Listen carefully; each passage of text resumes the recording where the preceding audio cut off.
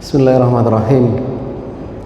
Assalamualaikum warahmatullahi wabarakatuh.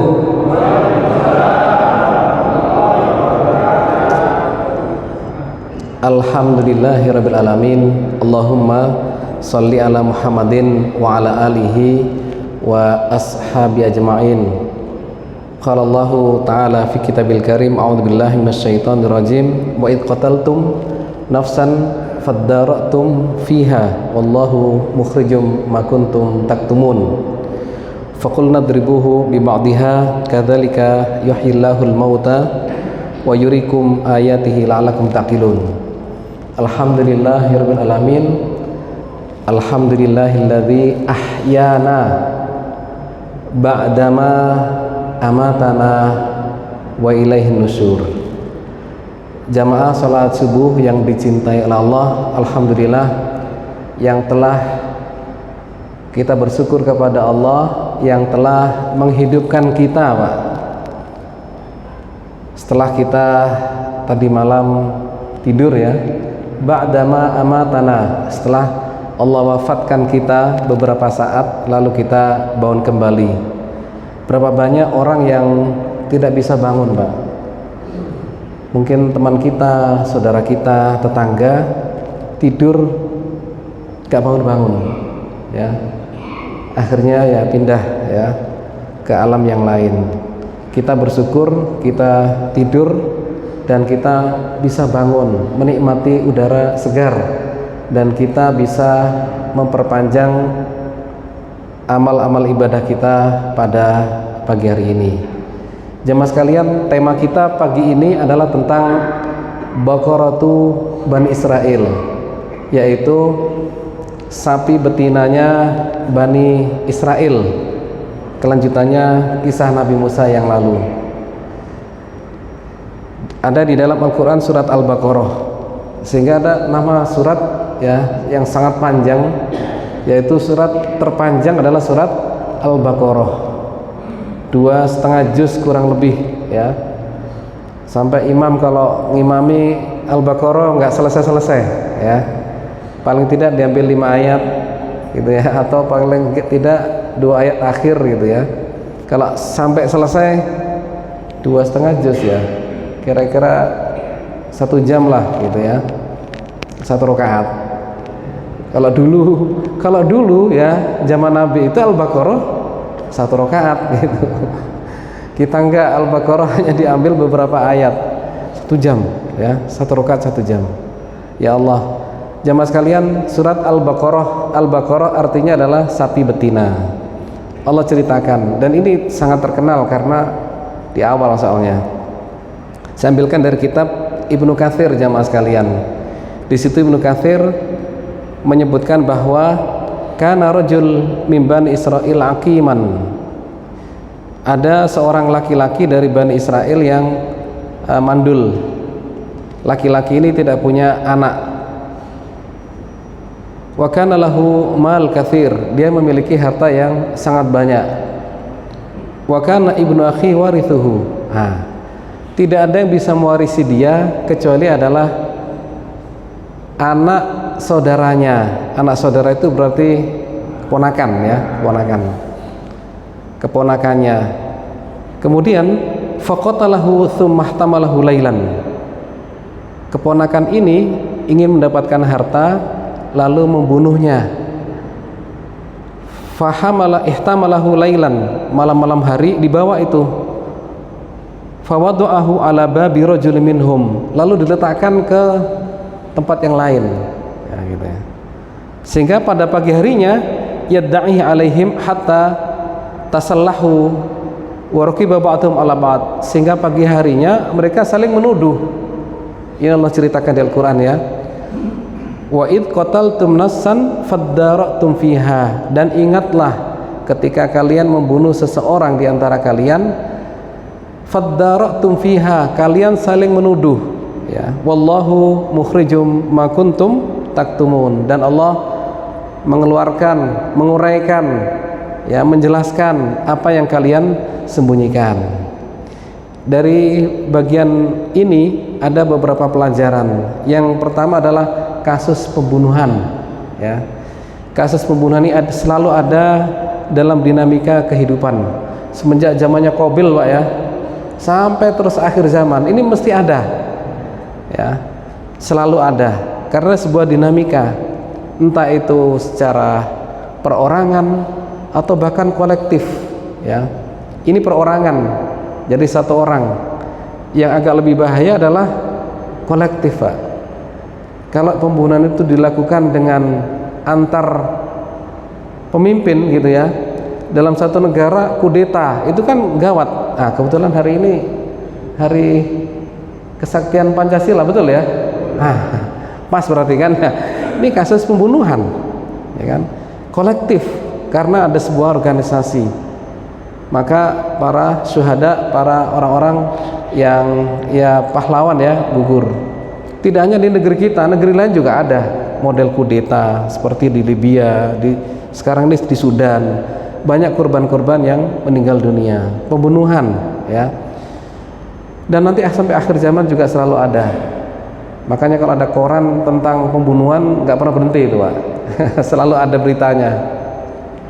Jemaah sekalian, ini yang harus kita waspadai semuanya, bahwa semakin orang memiliki sebuah posisi, maka semakin dia memberikan dampak kepada yang lain. Kalau dampaknya negatif, maka pembunuhannya semakin melebar, gitu ya. Kalau tidak punya pengaruh apa-apa, personal seperti ini, ya sudah selesai satu orang, ya. Ma'asyiral muslimin rahimakumullah. Yang kedua adalah ini Bani Israel membuat fitnah. Jadi setelah membunuh, dia bawa mayatnya itu ke tempat lain, dalam sebuah riwayat ke kampung lain. Sehingga ketika pagi harinya mereka menyangka ini ya antar dua kampung ini, Pak, saling menuduh. Ini siapa yang menaruh mayat di sini? Sementara yang merasa kampungnya yang meninggal itu merasa bahwa kenapa orang di antara kami kok dibunuh di sana, begitu. Yang kampung di sana juga gitu loh, kami nggak pernah buka ini kampungnya, ditutup. Jadi malam hari kita tutup, kasih portal gitu ya, nggak bisa orang masuk gitu. Lah ini berarti ada orang luar yang datang ke sana, ribut ya. Faddaratum fiha, Allah ceritakan faddaratum, kalian saling menuduh antara dua kampung ini, hampir terjadi perkelahian atau pertempuran antara dua kampung. Ya. Ma'asyiral muslimin rahimakumullah, sampai hampir seperti itu, maka di antara orang-orang Bani Israel mengatakan bahwa kalian ini punya seorang nabi, daripada kita tuh ribut, kita tanya kepada nabi kita, gitu. Maka datanglah mereka kepada Nabi Musa alaihissalam. Ma'asyiral muslimin rahimakumullah, sisi ini positif ya, sisi yang ini positif. Kalau ada persoalan, tanya kepada nabi. Para sahabat juga sama nuh. Kalau ada persoalan, mereka datang pada Nabi. Ada seorang emak-emak datang ke Nabi itu, ya, namanya Hindun. Ya Rasulullah, wahai Rasulullah, suami saya itu pelit sekali, gitu. Saya nggak dikasih belanja. Boleh nggak saya mengambil harta milik suami saya, gitu. Maka waktu itu Rasulullah izinkan sebatas kebutuhan yang mendesak, gitu. Bu ya, gitu, boleh. Ya, kalau ada suami pelit, maka hukum asalnya wanita mengambil hartanya suami boleh atau nggak boleh, Pak? Hukum asalnya tidak boleh, ya, tidak boleh. Karena Bapak di sini kan nggak ada yang pelit ya, alhamdulillah ya. Iya, kalau ada yang pelit baru itu dibolehkan sebatas ya kebutuhan yang mendesak. Nah, itu. Kalau di GSI nggak boleh, ya. GSI nggak boleh. Jemaah sekalian, tanya kepada Rasulullah. Dalam banyak hal para sahabat tanya pada Rasulullah. Ketika Rasul tidak ada, mereka tanyanya kepada para sahabat senior, kepada Abu Bakar, kepada Umar, Utsman, Ali, gitu ya. Bahkan orang-orang tertentu ditanya. Umar bin Khattab itu kalau mau melantik gubernur, Pak, dia memanggil Hudzaifah al-Yamani, dipanggil, kamu sini, engkau adalah orang yang memegang rahasia Rasulullah SAW, Anda tahu daftar orang munafik, kan gitu. Saya mau melantik ini, Coba Anda cek, kira-kira layak nggak ini untuk dilantik? Kalau dia itu mengatakan iya, maka dilantik oleh Umar. Kalau mengatakan jangan, nggak dilantik. Gitu. Kenapa? Untuk memastikan jangan sampai di antara pemimpin, ya gubernur itu ada yang memiliki sifat munafik. Yang tahu datanya kan dia. Gitu. Meskipun nggak usah ditanya, tapi dia tahu sudah. Gitu. Ma'asyiral muslimin rahimakumullah, itulah ya para sahabat bertanya kepada antar mereka jika ada persoalan. Bani Israel ini tanya kepada Nabi Musa, wahai Nabi Musa, ini kasus pembunuhan dan ini ada fitnah, ya. Penyebabnya apa? Penyebabnya adalah harta, ya. Penyebabnya adalah harta, bahwa keponakan ini ingin mendapatkan harta laki-laki yang mandul ini. Nah, gitu ya. Hati-hati ya, hati-hati. Jadi bab masalah harta ini adalah bab yang banyak fitnahnya.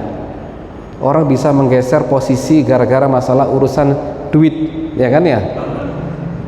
Sampai urusan, maaf ya, pemilihan RT atau RW ya, sebagian tempat itu juga pakai fulus. Ya, hati-hati. Ya, ini fitnah, banyak fitnah. Termasuk yang lainnya semua, kebijakan-kebijakan itu hati-hati ya, bahwasanya ini sebagai bagian dari fitnah yang kita harus waspada bab masalah harta. Berikutnya jamaah sekalian, hubungan antar Bani Israel itu gak semuanya Bani Israel itu baik, bahkan yang tidak baik banyak. Termasuk ini tadi Pak, ya gimana keponakan kok bunuh ke pamannya sendiri, kan begitu ya. Dalam Islam gak ada itu, di dalam Islam gak ada. Sahabat-sahabat Rasulullah itu kan Nabi Musa masih hidup, ya. Rasulullah itu mendidik para sahabatnya antar sesama umat Islam itu harus saling mencintai, ya, tidak saling membunuh seperti ini. Antara Muhajirin dan Ansor itu dipersaudarakan oleh Rasulullah SAW. Allah ceritakan di Al-Quran, wa yu'thiruna ala anfusihim walau kana bihim khasasah. Bahkan mereka itu mendahulukan saudaranya, meskipun dia itu dia butuh, tapi dia dahulukan saudaranya. Masih ingat dengan Sa'ad bin Rabi, ya, ini tanah saya luas, silakan ya Abdurrahman, saya berikan. Dia bukan gak butuh, dia butuh, tapi demi saudaranya dia kasihkan. Nah kan, beda kan ya. Hasil tarbiyahnya Rasulullah luar biasa, menjadikan orang-orang bab masalah harta itu lebih pada ngasih, ya, daripada untuk merebut. Nah itu ya. Maka tidak boleh ada jamaah kita yang rebutan soal ya harta, ya, dengan sesama saudara, dengan sesama teman, ya.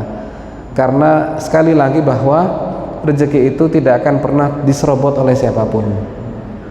Sekali lagi, rezeki tidak akan pernah diserobot oleh siapapun. Kita beli rumah ternyata abal-abal gitu ya, hilang deh. Jangan khawatir, Allah Maha Kaya, ya, Allah Maha Kaya. Allah ganti nanti dengan rumah-rumah yang lain yang jauh lebih banyak. Yakin ya, Anda dizalimi oleh orang di kantor, disingkirkan, nggak usah kecil hati, ya. Nanti insya Allah kasih tempat yang jauh lebih dahsyat. Nah gitu, lebih luar biasa daripada Anda yang pertama ini. Itulah cara Allah, bagaimana Allah memberikan kita hal yang lebih baik dengan cara menutup sebagian pintu. Seperti Nabi Khidir ya, Nabi Khidir itu melubangi, bukan dalam rangka untuk merusak, tetapi adalah bahwa menyelamatkan kapal itu agar tidak diambil oleh ya kelompok orang-orang yang akan menjarah kapal itu, gitu. Bisa jadi Allah juga ingin memberikan yang terbaik dengan cara menutup sebagian apa yang kita miliki. Nah gitu, sehingga kita sibuk dengan yang baru, disitulah Allah berikan yang terbesar. Jemaah sekalian, ini antara umat Islam ya, harus yu'thiruna ala anfusihim walau kana bihim khasasah. Ithar, mendahulukan saudaranya. Sudahlah, Anda aja lah, nggak apa-apa gitu ya. Jadi nggak perlu rebutan jadi ketua RT nggak ada yang mau. Tapi harus ada yang mau maju kan gitu ya. Gak boleh pada gak mau. Harus ada yang mau maju jadi ketua RT, ketua RW dan semuanya. Karena yang jadi tolak ukur bukan masalah uang sekali lagi, tetapi pada masalah kontribusi kita kepada umat. Masalah muslimin rahimakumullah, kasusnya masalah harta ya. Sehingga kalau ada orang ribut zaman sekarang, rebutan harta, ini sudah pernah terjadi pada masa Bani Israel ya. Serobot-serobotan harta sudah ada, pembunuhan gara-gara masalah harta sudah ada ya. Ini ceritanya pada masa Bani Israel. Oke. Siapa yang membunuhnya? Ternyata yang membunuhnya adalah orang terdekat, yaitu ponakan sendiri. Jadi gesekan-gesekan itu justru terjadi dengan orang yang dekat, yang tahu dengan kita. Kan gak mungkin kita gesekan sama orang gak kenal sama kita. Dia tinggal di sono, kita tinggal di sini, kan gak bisa gesekan. Jadi gesekan itu terjadi pada orang-orang yang terdekat dengan kita. Makanya orang-orang dekat itu kadang-kadang bisa menjadikan kita lebih baik, dan kadang-kadang juga menjadikan kita ya sulit untuk berbuat baik. Nah gitu ya. Nggak jauh-jauh ya. Makanya keributan itu ya dengan orang dekat gitu. Sesama jenderal kan begitu ya. Masa jenderal dengan orang kampung kan nggak gimana, kan jauh gitu. Sesama ya satu warga kan. Artinya bahwa kita memang harus tetap ya berdoa untuk kanan kiri kita agar mereka ini menjadi orang yang terbaik. Karena orang yang berkhianat, yang berdusta bisa jadi adalah orang terdekat kita, jemaah sekalian, bukan jauh-jauh. Yang memusuhi Nabi Yusuf itu ya kakaknya sendiri, ya kan? Hebatnya adalah Nabi Yusuf tidak mendoakan keburukan bagi kakaknya. Dia bahkan menyalami satu persatu, hafidzakumullah wa in dayatumuni. Bayangkan, kakaknya itu lebih disalami satu-satu. Sudah dimasukkan sumur, dijual itu, yang jual kakaknya. Habis dijual, dia pamitannya adalah menyalami satu-satu kakaknya itu. Nabi Yusuf ya, luar biasa. Ini mental yang luar biasa bagi saya ya. Dizalimi, disakiti, dimasukkan sumur, dijual, ternyata dia berpisah, pamitan itu menyalami satu-satu. Hafidzakumullah wa in dayatumuni. Semoga Allah menjaga kalian meskipun kondisi saya seperti ini. Semoga Allah mencintai kalian, semoga Allah mengasihi kalian. Doanya baik-baik gitu. Kita kadang-kadang kalau ada gesekan sama tetangga gitu ya, waduh, ampun ya. Tolong doakan kebaikan ya. Kalau uang Anda dipinjam gak kembali, jangan didoakan yang jelek, doakan yang baik. Ya Allah, lapangkan usahanya gitu, nanti uang Anda kembali. Gitu kan. Kalau Anda tidak mendoakan yang baik gitu ya, sudah hilang uang Anda. Betul Pak ya? Nah, gitu. Jadi kalau ada orang seperti itu, lapangkan ya Allah usahanya agar dia bisa ibadah dengan baik. Kalau dengan cara itu jemaah sekalian, uang kita akan kembali.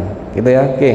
Jadi tidak ada doa yang buruk kepada sesama saudara. Setiap Jumat itu loh kita selalu mendoakan Allahumma fir lil muslimina wal muslimat, ya kan? Wal mu'minina wal mu'minat. Tuh kan doanya kebaikan semua itu. Ya. Al ahya minhum wal amwat, baik yang hidup maupun yang sudah mati. Sudah mati loh kita doain semuanya itu. Setiap Jumat itu selalu khotib itu ngajak doa itu. Ya, mendoakan sesamanya kebaikan-kebaikan. Ya, maka tidak boleh ada doa keburukan jemaah sekalian. Usahakan kita selalu yang baik-baik ya. Bab itu nanti beda lagi ya. Oke. Berikutnya jemaah sekalian, wa idz qala Musa liqaumihi innallaha ya'murukum an tadbahu baqarah. Dan ketika Nabi Musa berkata kepada Bani Israel agar mereka menyembelih sapi betina, baqaratan, satu aja cukup gitu ya. Qalu atattakhidhuha huzwa. Mereka mengatakan, Apakah engkau akan meremehkan, apakah engkau akan menjadikan kami olok-olok? Nah, ini pelajaran ya.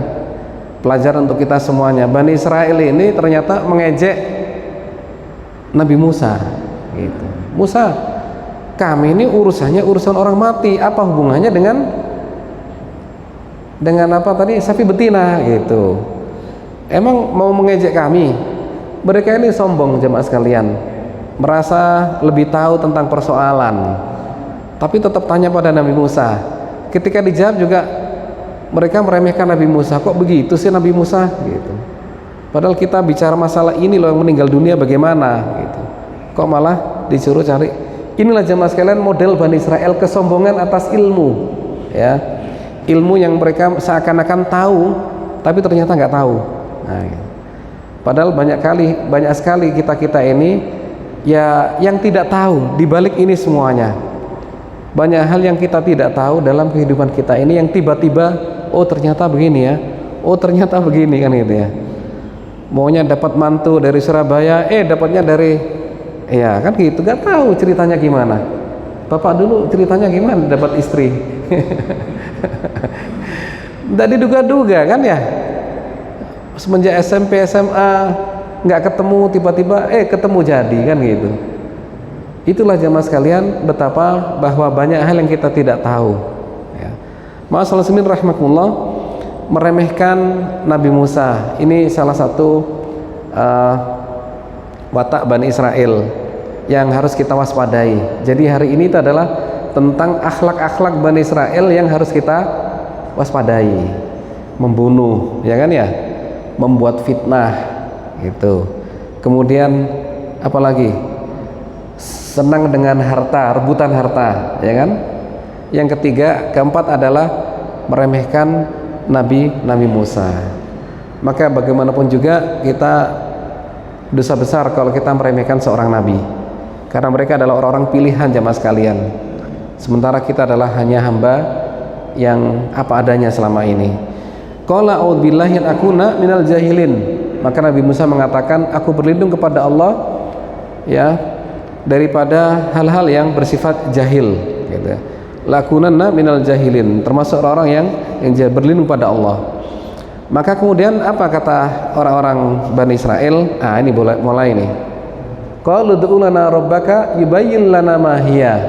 Musa, tunjukkan pada kami bagaimana itu bakorohnya gitu ya. Bagaimana sapi betinanya. Qala innahu yaqulu innaha baqaratun la faridun wala bikrun. Karena dia tanya, Nabi Musa langsung tanya kepada Allah. Nabi Musa itu kan disebut dengan kalimullah. Kalimullah itu adalah nabi yang bisa berbicara langsung dengan Allah, kalim ya. Jadi kalau ada apa-apa call gitu ya, bukan video call ya, call ya, langsung ya Allah ini mereka tanya ini, maka dijawab baqaratun la faridun wala bikr. Langsung Nabi Musa mengatakan sifatnya adalah la faridun wala bikr, tidak tua dan tidak terlalu muda.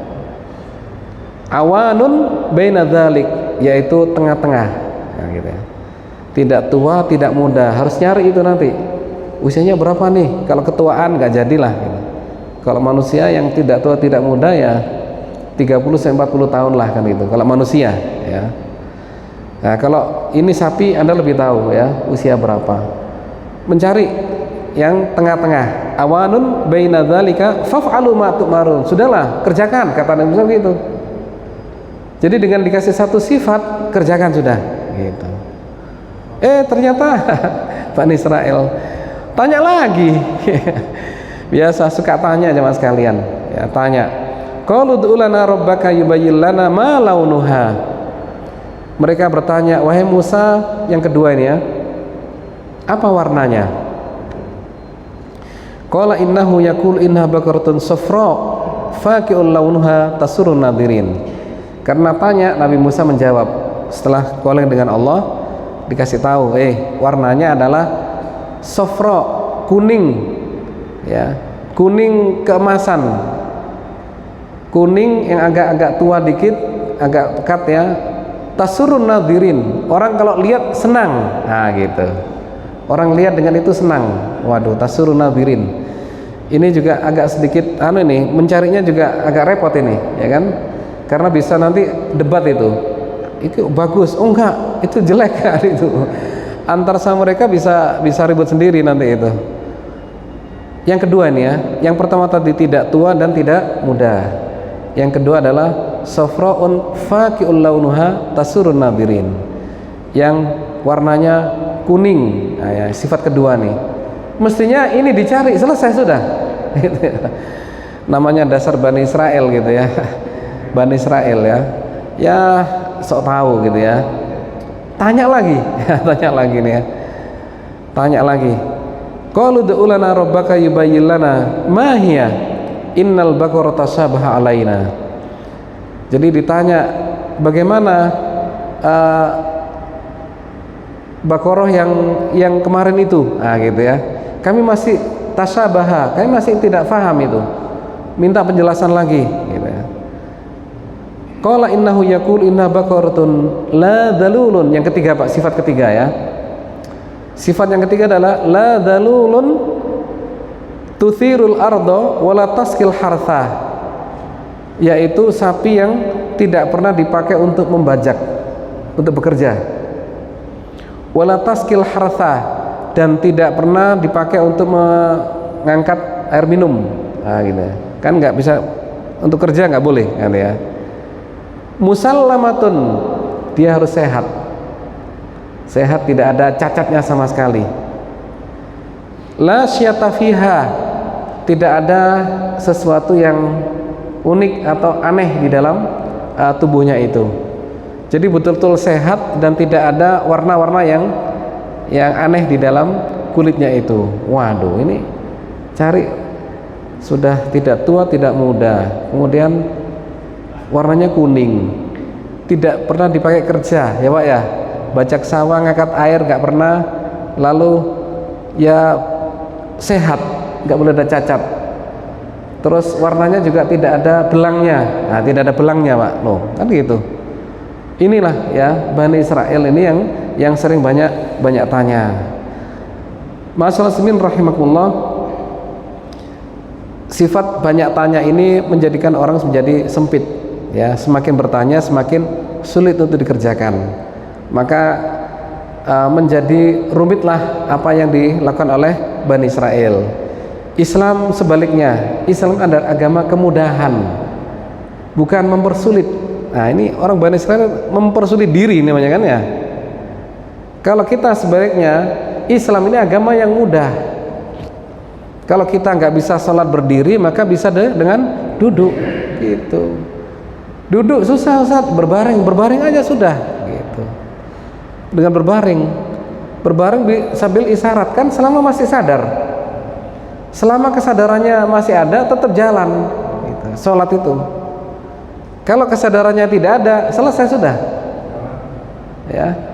Mungkin dia sedang pingsan barangkali ya. Orang pingsan ya sudah, nggak bisa dituntut untuk ibadah, karena syaratnya adalah Islam balik berakal, loh, ada akalnya Pak. Kalau akalnya aja nggak ada, berarti nggak ada tuntutan sholat gitu. Inilah ya Islam memudahkan siapapun kita. Nggak ada air bisa tayamum ya Pak ya gitu. Inilah jemaah sekalian, dibangun atas kemudahan. Puasa nggak kuat ya sudah, nanti diganti, selesai kan, namanya tidak kuat. Jemaah sekalian, Islam dibangun atas kemudahan, tidak mempersulit. Nah gitu ya. Maka ketika ada sahabat-sahabat tanya pada Rasulullah selalu memberikan hal-hal yang memudahkan para sahabat. Kita juga sama insya Allah selama ini hal-hal yang memudahkan. Masyaallah rahimakumullah, akhirnya dicarilah jemaah sekalian, maka didapatkanlah sapi itu milik seorang anak yang soleh ya. Beberapa riwayat, tapi ini bagian dari Israiliyat masalahnya. Israiliyat itu la nusaddiq wa la nukadzib. Nah ini komentarnya Ibnu Katsir ya dalam kitab Al-Bidayah wa Nihayah, bahwa Israiliyat itu kita tidak membenarkan juga tidak memungkiri. Artinya apa? Ya kita tidak tahu, bisa benar bisa salah gitu. Jadi sapi itu miliknya anak yang soleh, yang sangat taat pada ibunya, dan memang sudah dikasih tahu nanti harganya adalah sekian gitu ya, dan betul-betul anak sangat soleh ya, maka dibelilah jamaah sekalian sapi itu dari anak soleh ini, dan harganya adalah cukup luar biasa ya. Harganya di sini disebutkan adalah seberat emas. Jadi berapa kintal Pak sapi selama ini Pak? Berapa? 500 apa? Kilo ya, satu sapi. Nah ya, kadang ada yang 800 ya, tinggal nanti disuruh berdiri gitu ya. emas ditimbang di situ Pak, emas 24 karat Pak ya. Gitu, zaman dulu itu murni emasnya ya, 24 karat begitu. Itu berapa angkanya itu, saya nggak ngitung itu ya, luar biasa ya, luar biasa mahalnya. Tapi demi untuk sebuah keadilan dibeli. Lah uangnya siapa Ustaz? Kan orang kaya. Ini kan orang kaya meninggal dunia ini. Dalam sebuah riwayat diambilkan dari harta orang kaya ini. Fadzabahuha, maka mereka kemudian menyembelih sapi itu, kemudian dipukulkan oleh fakul nadribuhu bi ba'diha. Dalam ayat berikutnya ya, fakul nadribuhu bi ba'diha, kami sampaikan pada Musa, pukullah sebagian tubuhnya sapi itu kepada orang yang meninggal dunia ini. Tidak disebutkan apakah ekornya ataukah kakinya ya, intinya memang dipukulkan sebagian dari tubuh sapi ini kepada yang meninggal dunia. Dan dengan izin Allah jamaah sekalian, orang yang meninggal ini bangun ya, padahal sudah dibunuh, meninggal dunia beberapa hari gitu ya, bahkan beberapa pekan, itu ternyata ketika dipukul itu bisa bangun. Dan mereka menyaksikan orang-orang itu, saksinya banyak kan, disaksikan orang banyak, Bani Israel. Maka Allah ceritakan, kadzalika yuhyillahu al-mauta wa yurikum ayatihi la'allakum ta'qilun. Demikian itulah Allah menunjukkan pada kalian bagaimana Allah menghidupkan orang yang sudah meninggal dunia. Loh, mati hidup lagi, ya Allah ya, kaget semua kan, kaget semua. Loh, ini sudah beberapa hari mati, beberapa pekan sudah meninggal dunia, bangun. Kalau di zaman kita, woi gitu ya, anak-anak kecil-kecil paling lari kali ya, nggak berani. Itu bangun sungguhan. Dan ketika ditanya siapa yang membunuh Anda, dia menunjuk kepada keponakannya itu ya. Setelah menunjuk kepada keponakannya, meninggal dunia lagi Pak. Nah begitu. Jadi ceritanya begitu, tidak langsung hidup terus enggak ya, tapi meninggal dunia lagi. Jadi bangun dalam rangka untuk memberikan keadilan, dan itu real. Allah ceritakan, kadzalika yuhyillahu al-mauta wa yurikum ayatihi, dan Allah tunjukkan akan kebesaran-kebesaran atas seluruh makhluk ini. Ibnu Katsir menyebutkan di dalam Al-Quran ini ada 5 kasus Pak, Allah menghidupkan yang mati. Nah gitu, di bagian akhir ya pembahasan ini, Ibnu Katsir menyebutkan fi khamsati mawadi, ada 5 tempat di mana Allah menghidupkan yang sudah meninggal dunia. Yang pertama adalah surat Al-Baqarah ayat 55-56. Wa idh qultum ya Musa lan nu'mina laka hatta narallaha jahrah. Ketika orang Bani Israel mengatakan, wahai Musa, kami tidak akan percaya padamu sampai kami melihat Allah. Gitu, ingin melihat Pak. Fa'akhadhatkumus sa'iqatu wa antum tanzurun, maka ketika itu mereka kemudian pingsan Pak. Gitu. Tsumma ba'atsnakum. Nah ya, pingsan dalam arti yang lain adalah, maaf, as-sa'iqah di situ adalah artinya adalah petir ya. Fa'akhadhatkumus sa'iqatu, maka mereka terkena petir. Dalam sebuah riwayat meninggal dunia ya, terkena petir, masa langsung hanya pingsan kan begitu ya, meninggal. Tsumma ba'atsnakum, kemudian kami bangkitkan mereka. Loh itu Pak, Jadi serah kena petir ya, namanya kena petir gosong Pak ya. Tsumma ba'atsnakum, maka mereka kemudian kami bangkitkan. Ini yang pertama. Yang kedua adalah kasus ini tadi ya, kasus yang memiliki harta banyak pada saat Al-Baqarah ini. Yang ketiga adalah surat Al-Baqarah 243. Alam tara ilal ladzina kharaju min diyarihim wa hum ulufun hadaral maut. Ada orang-orang yang jumlahnya ribuan, itu mereka meninggalkan sebuah wilayah karena takut ya, hadaral maut, karena takut ya. Kemudian faqala lahumullahu mutu tsumma ahyahum, lalu ribuan orang ini dimatikan oleh Allah. Tsumma ahyahum, lalu kemudian dihidupkan oleh Allah lagi. Loh, ribuan orang diwafatkan lalu dihidupkan lagi. Al-Baqarah ayat 243. Nanti kisahnya pada momen yang lain ya Pak ya. Oke. Yang keempat, kasus yang keempat adalah Al-Baqarah 259. Ada seorang laki-laki yang mendatangi sebuah wilayah. Wilayah itu rusak semuanya ya, bangun-bangunannya juga sudah rusak, pada jatuh dan sebagainya. Al-Baqarah 259 setelah ayat kursi Pak. Kan kita ada ayat kursi ya, beberapa kemudian ini ya. Au kalladzi marra ala qaryatin wa hiya khawiyatun ala urusiha qala anna yuhyi hadhillah. Bagaimana Allah bisa menghidupkan negeri yang sudah pada hancur seperti ini. Nah gitu ya. Fa amatahullahu mi'ata am, maka Allah kemudian mewafatkan dia mi'ata am, 100 tahun lamanya. 100 tahun Pak. Tsumma ba'atsah, setelah 100 tahun maka orang ini lalu dihidupkan kembali. Qala kam labista, ditanya berapa hari kamu tinggal di sini. Qala labitu yauman aw ba'da yaum, saya tinggal di sini barusan aja kemarin gitu ya, setengah hari lah gitu. Qala bal labitta mi'ata am, tidak, kamu itu ada di sini 100 tahun lamanya. Tuh gitu. Dia merasanya hanya sebentar aja tidur kan gitu ya. Makanya orang tidur itu kata-kata amatana kan begitu kan ya. Tidur itu loh. Alladzi ahyana ba'dama amatana. Ya ini tadi dia merasa seakan-akan tidur padahal tidak, Allah wafatkan itu. Summa ba'asah, lalu Allah hidupkan setelah 100 tahun. Fandur ila ta'amika wa syarabika lam yatasanna. Lihat kepada makananmu. Allah jadikan makanannya itu seperti semula. Nah gitu ya, tidak rusak. Hebat kan ya, luar biasa ini. Kemudian wandur ila himarika walinaj'alaka ayatan linnas. Lihat pada himar, yaitu apa itu, kudamu.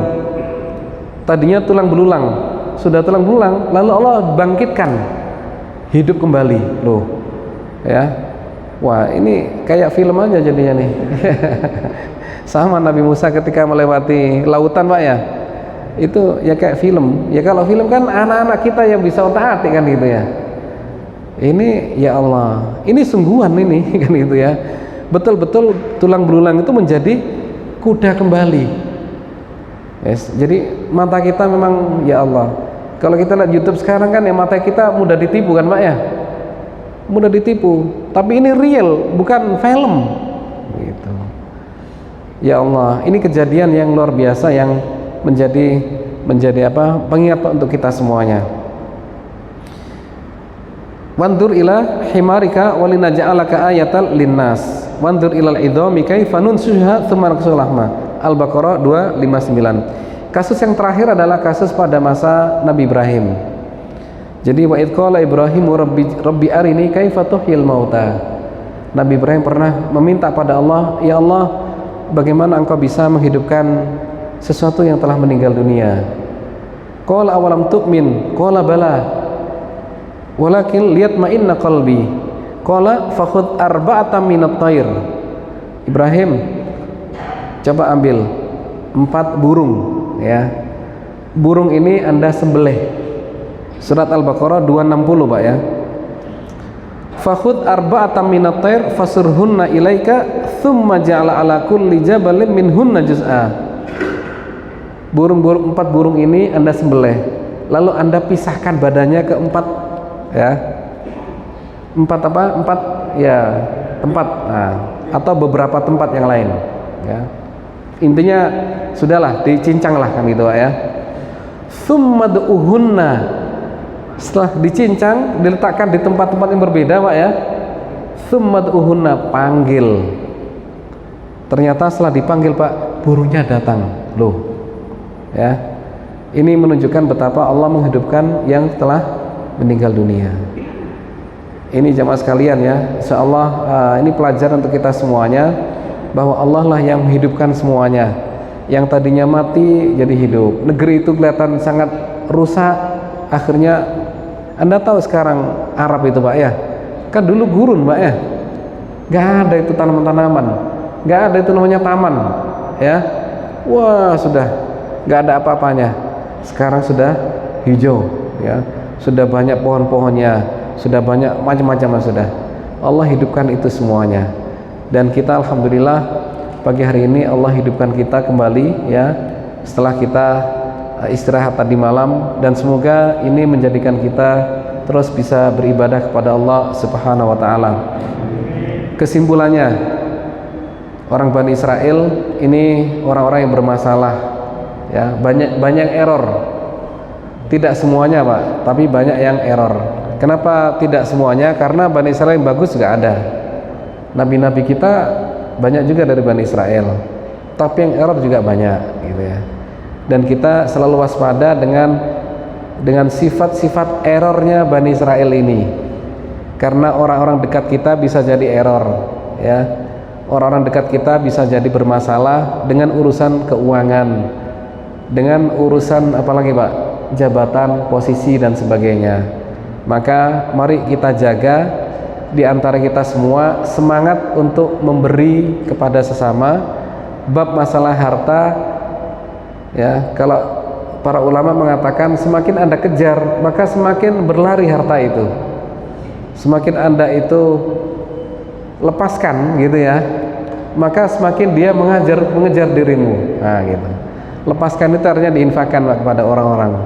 Insya Allah ini menjadikan rezeki semakin besar. Oke. Demikian insyaallah kisah Al-Baqarah ya, yang kita harus tahu karena ini bagian daripada Al-Quran yang sering kita baca saat kita sholat. Cukup kita doa, semoga Allah berikan keberkahan pada kita semuanya. A'udzubillahi minasyaitonir rajim. Bismillahirrahmanirrahim.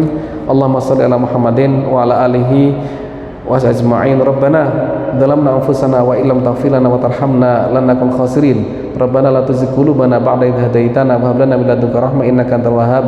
Rabbana atina fid dunya hasanah wa fil akhirati hasanah wa qina adzabannar.